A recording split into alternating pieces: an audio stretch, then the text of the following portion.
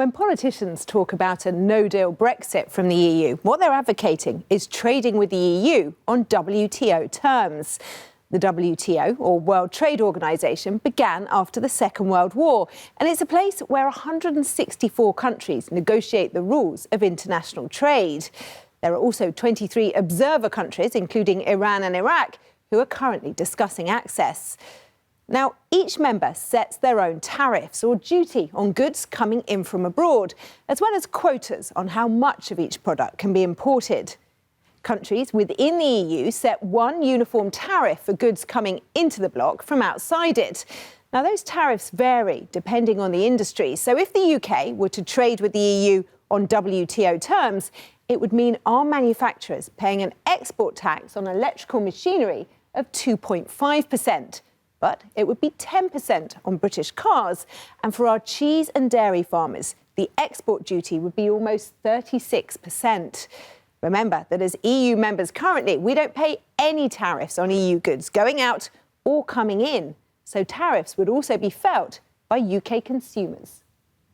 You would also face increase in prices of vegetables that we do import a lot from Spain, for example.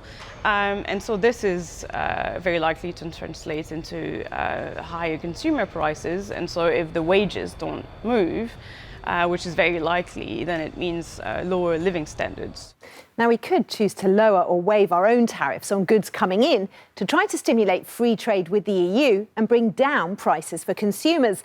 But under WTO rules, that would mean lowering tariffs for all countries, potentially flooding the market and undercutting our own producers.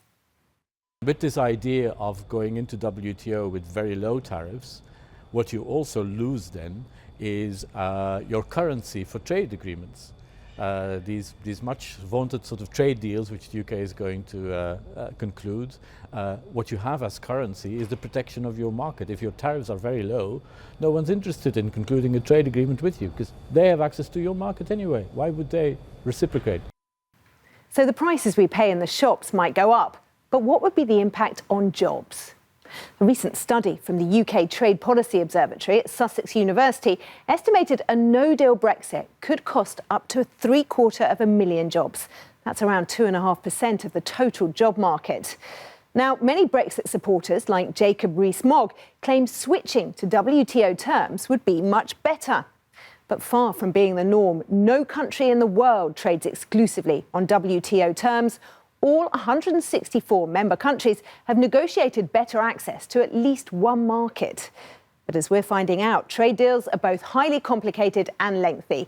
The EU's most recent trade deal with Japan came into force this month, but took 6 years to complete.